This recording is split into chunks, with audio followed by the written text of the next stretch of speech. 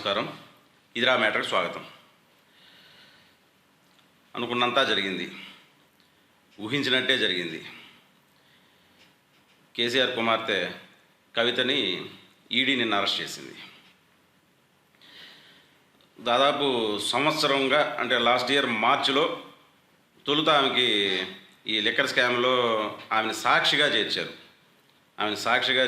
అక్కడి నుంచి యుద్ధం జరుగుతూనే ఉంది. వాళ్ళు ప్రతిసారి సిబిఐ వాళ్ళు ఈమెను విచారణకు పిలుస్తుంటారు. ఈమె కోర్టు ద్వారా ఏదో ఒక సాగుతో ఆ విచారణ తప్పించుకుంటూనే వస్తుంది. సిబిఐ ఈడీ నుంచి తప్పించుకుంటూనే వస్తుంది, విచారణకు హాజరు కాకుండానే వస్తుంది. చివరికి ఆమె నిందితురాలుగా చేర్చారు, అయినా ఆమె వెళ్ళలేదు. మధ్యలో ఎన్నెన్నో రాజకీయ పరిణామాలు. ఇంకా ఆమెను కాపాడుకోవడం కోసంగా కేసీఆర్ బీజేపీకి లొంగాడని టాక్స్ వచ్చాయి. ఇవన్నీ కూడా ఎలక్షన్లో ప్రభావం చూపించాయి. బీఆర్ఎస్ ఓడిపోయింది, కాంగ్రెస్ అధికారంలోకి వచ్చింది. చివరగా ఇప్పుడు కవిత అరెస్ట్ అయింది. ఇప్పుడు ఈ పరిణామాలన్నీ తెలంగాణ రాజకీయాల్లో ఎలాంటి ప్రభావాన్ని చూపిస్తాయి? ఇంకో నెల రోజుల్లో ఎలక్షన్ ఉంది. తెలంగాణలో పార్లమెంట్ ఎన్నికలు జరగబోతున్నాయి. ఈ పరిస్థితుల్లో కవిత అరెస్టు అంటే ఆమె ఎలక్షన్లో పోటీ చేస్తుంది. ఆమె నిజామాబాద్ నుంచో ఎక్కడి నుంచో ఏదో ఒక స్థానం నుంచి ఆమె ఎంపీగా పోటీ చేస్తుంది అని టాక్స్ వినిపిస్తున్న నేపథ్యంలో ఆమె అరెస్ట్ అవ్వడం, ఇంకా ఆమెకి ఈ లోపలే అంటే ఎన్నికలకు ముందుగానే ఆమెకు బెయిల్ వచ్చే పరిస్థితి కూడా ఉండకపోవచ్చు మ్యాక్సిమం. అంటే ఈ కేసులో చాలామంది ఇప్పటికీ జైల్లోనే ఉన్నారు. ఇలాంటి పరిస్థితులు ఆమెకు వెంటనే బెయిల్ వచ్చే పరిస్థితులు కూడా ఉండని నేపథ్యంలో ఇది ఎలాంటి పరిణామాలకు, దీని ప్రభావం ఎలా ఉంటుంది తెలంగాణ ఎన్నికలపైన, ఎలా ఉంటుంది తెలంగాణలో జరిగే లోక్సభ ఎన్నికలపైన? బీజేపీ కలిసి వస్తుందా, లేదా బీఆర్ఎస్ పుంజుకుంటుందా, లేకపోతే ఎప్పట్లానే కాంగ్రెస్ హవానే కొనసాగుతుందా? ఎలా జరగబోతుంది చూద్దాం. ఇప్పుడు ప్రధానంగా నిజానికి కవితను అరెస్ట్ చేయడం వెనుక, ఇప్పటికిప్పుడు అరెస్ట్ చేయడం వెనుక, ఎన్నికలకు ముందుగా ఎన్నికల నోటిఫికేషన్కి ఒక్కరోజు ముందుగా అరెస్ట్ చేయడం వెనుక ప్రధాన ఉద్దేశం మనం ఇంతకుముందే చెప్పుకున్నాం. బీజేపీ బీఆర్ఎస్ ఒకటే అన్న టాకు అంటే లాస్ట్ తెలంగాణ అసెంబ్లీ ఎలక్షన్స్కు ముందుగా వచ్చిన బాగా స్ప్రెడ్ అయిన ఆ ప్రచారం అటు బీజేపీని ఇటు బీఆర్ఎస్ని రెండింటినీ దెబ్బతీసింది. కాంగ్రెస్ పార్టీ పుంజుకొని మధ్యలో అప్పటి వరకు 3వ స్థానంలో ఉన్న కాంగ్రెస్ పార్టీ పుంజుకొని ఈ ప్రచారం వల్లనే లబ్ధి పొంది అధికారంలోకి రాగలిగింది. అంటే తీవ్రంగా నష్టం చేసింది అది. ఇప్పుడు ఆ ప్రచారం నుంచి బయటపడాలా? ఇప్పుడు అర్జెంటుగా బీజేపీ ఈ ఎన్నికల్లో అంటే ఒక 6 నెలలు తిరగకుండానే జరుగుతున్న ఈ పార్లమెంట్ ఎన్నికల్లో ఆ ప్రచారం నుంచి బయటపడాల్సిన అవసరం బీజేపీకి ఉంది. బీఆర్ఎస్ మీద ఉన్న వ్యతిరేకత బీజేపీకి అడ్డు కాకూడదు. ఆ ప్రచారం నుంచి బయటపడాలి. బయటపడాలంటే ఏం చేయాలి? ఆ కేసును మళ్ళీ దవ్వి కవితని అరెస్ట్ చేయడం, కవితను అరెస్ట్ చేస్తేనే ఆ ప్రచారం నుంచి బయటపడవచ్చు. బీజేపీ బీఆర్ఎస్ ఒకటి కాదు అని నిరూపించుకోవచ్చు అనే ఉద్దేశంతో కవితను అరెస్ట్ చేసే అవకాశాలు ఉన్నాయని మనం ఇంతకుముందే చెప్పుకున్నాం. అదేవిధంగా జరిగింది. ఇప్పుడు దీన్ని అనుకూలంగా మార్చుకునే దానికి బీఆర్ఎస్ ప్రయత్నిస్తుంది. ఆటోమేటిక్గా రాజకీయ ప్రయోజనాలు ఆశించిన ఎవరైనా అదే ప్రయత్నం చేస్తారు. వాళ్ళు చేసే ఆరోపణలు ఏంటి? ఇప్పుడు కాంగ్రెస్ బీజేపీ ఒకటే అంటున్నారు. కాంగ్రెస్ బీజేపీ ఒకటే, ఆ రెండు పార్టీలు కలిసి బీఆర్ఎస్ని అణిచేయడం కోసంగా, బీఆర్ఎస్ని తొక్కియడం కోసంగా కవితను అరెస్ట్ చేశారు. ఇదంతా రాజకీయం కేవలం అన్నట్టుగా వాళ్ళు ప్రచారం చేస్తున్నారు. అదేవిధంగా బీజేపీ వచ్చి యథాప్రకారం చట్టం తన పని తాను చేసుకుపోతుంది.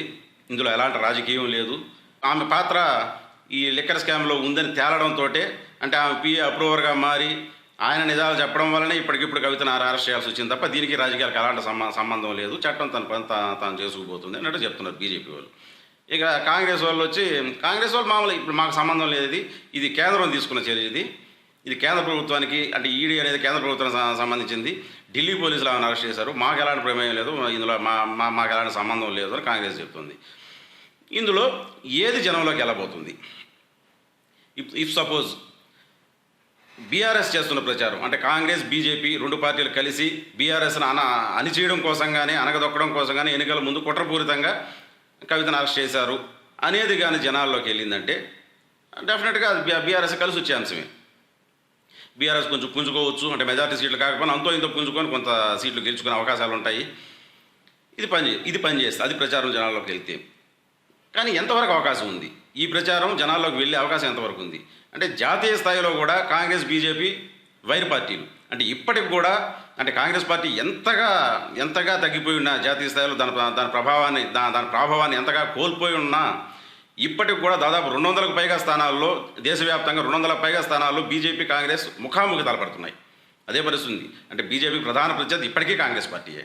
మరి ఈ పరిస్థితుల్లో కాంగ్రెస్ బీజేపీ ఎలా కలుస్తాయి? డెఫినెట్గా కలిసే అవకాశమే లేదు కదా. ఇటు రాష్ట్రంలో కావచ్చు, దేశవ్యాప్తంగా కూడా కాంగ్రెస్ బీజేపీ కలిసే అవకాశమే లేదు. ఈ కోణంలో జనం ఆలోచించారంటే ఇది పెద్దగా జనాల్లోకి వెళ్ళే అవకాశం లేవు. అంటే కాంగ్రెస్ బీజేపీ కలవడం అనేది అసాధ్యం కాబట్టి జనాల్లోకి వెళ్ళే అవకాశం లేదు.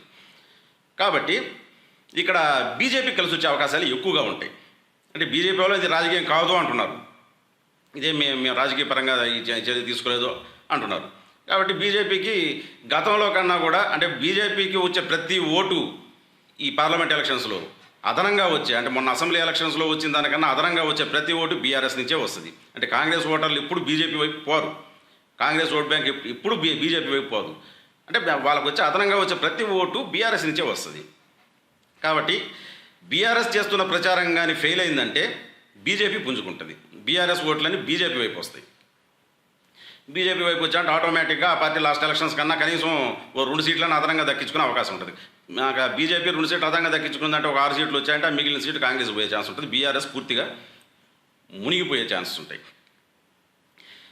ఏదైనా ఈ కవిత అరెస్టు అనే సానుభూతి పనిచేయకపోతే, అంటే వాళ్ళు చేస్తున్న ప్రచారం జనాల్లోకి వెళ్ళకపోతే, వాళ్ళకి సానుకూలంగా వెళ్ళకపోతే, వాళ్ళకి వ్యతిరేక ఫలితాలు వస్తే ఇలా ఉంటుంది పరిస్థితి. ఇంక ఇవన్నీ జనాలు పట్టించుకోకపోతే యథాప్రకారంగా లాస్ట్ ఎలక్షన్స్ లాగే కాంగ్రెస్ హవా అలాగే కొనసాగి కాంగ్రెస్ మెజార్టీ సీట్లు గెలుచుకొని బీజేపీ సెకండ్ ప్లేస్కి వచ్చి బీఆర్ఎస్ థర్డ్ ప్లేస్కి వెళ్ళే పరిస్థితులు కూడా ఉంటాయి. కానీ ఎటు ఏ వైపు నుంచి చూసినా బీఆర్ఎస్కి గడ్డు పరిస్థితులే కనిపిస్తున్నాయి ఇప్పుడు. అంటే కవిత అరెస్ట్ కూడా, అంటే లాస్ట్ ఎలక్షన్స్లో కవితను కాపాడుకోవడం కోసంగానే కేసీఆర్ బీజేపీకి లొంగిపోయాడని, ఇంత చేసిన తర్వాత కూడా దానివల్ల అధికారాన్ని కోల్పోయి, అంటే వ్రతం చెడ్డ ఆయనకు ఫలితం అయితే దక్కల, కవిత ఇటు అరెస్ట్ అయింది ఆమె. ఇంకొకటి ఇక్కడ ఇంకో విషయం ఏంటంటే, ఇప్పుడు బీజేపీ బీఆర్ఎస్ ఒకటే. ఇప్పుడు సపోజు బీఆర్ఎస్ కానీ ఎక్కువ సీట్లు గెలుచుకునిందంటే, ఇక్కడ ఎక్కువ సీట్లు గెలుచుకునిందంటే కేంద్రంలో ఒకవేళ హంగుగా ఏర్పడిందంటే, అంటే బీజేపీకి పూర్తి స్థాయిలో మెజార్టీ రాని పరిస్థితుల్లో బీఆర్ఎస్ వాళ్ళు ఎటువైపు మొగ్గు చూపిస్తారు? కేంద్రంలో ఎవరికి సపోర్ట్ చేస్తారు? బీజేపీకి చేస్తారా, కాంగ్రెస్కి చేస్తారా? రెండింటికి చేసే పరిస్థితులు. కాంగ్రెస్ ఇక్కడ ప్రధాన ప్రత్యర్థి కాబట్టి కాంగ్రెస్కి చేసే పరిస్థితులు ఉండవు.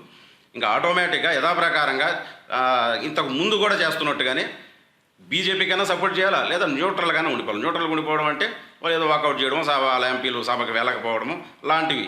అలా న్యూట్రల్గా ఉండిపోయినా అది బీజేపీకే సపోర్ట్ చేసినట్టు అవుద్ది, లేదా డైరెక్ట్గా బీజేపీకి సపోర్ట్ చేసినా అలాగే ఉంటుంది. కాబట్టి కాంగ్రెస్కి వాళ్ళు సపోర్ట్ చేయరు. కాబట్టి ఈ రెండు ఒకటే అన్న ప్రచారం, అంటే బీజేపీ బీఆర్ఎస్ ఒకవేళ ఇప్పుడు ప్రత్యర్థులుగా పోటీ చేసినా రేపు ఎన్నికల ఫలితాల తర్వాత ఎలాంటి పరిస్థితులు వచ్చినా కానీ కేంద్రంలో బీజేపీకే సహకరిస్తుంది బీఆర్ఎస్ అనేదైతే జనాల్లోకి వెళ్ళే అవకాశం ఎక్కువగా ఉంటుంది. కాబట్టి ఏ విధంగా చూసుకున్నా కానీ ఈ ఎలక్షన్స్లో కవిత అరెస్ట్ ప్రభావం పెద్దగా ఉండకపోవచ్చు. అది ఒకవేళ ఉన్నా కానీ అది బీఆర్ఎస్కి కలిసి రాకపోవచ్చు పెద్దగా. ఈ ప్రభావం అంతా కలిసి వస్తే అటు కాంగ్రెస్ కన్నా కలిసి రావచ్చు, లేదా బీజేపీ కన్నా కలిసి రావచ్చు. కానీ బీఆర్ఎస్ పుట్టి మునగడం అయితే ఖాయంగానే కనిపిస్తుంది ఎన్నికల్లో. ఇది మ్యాటర్.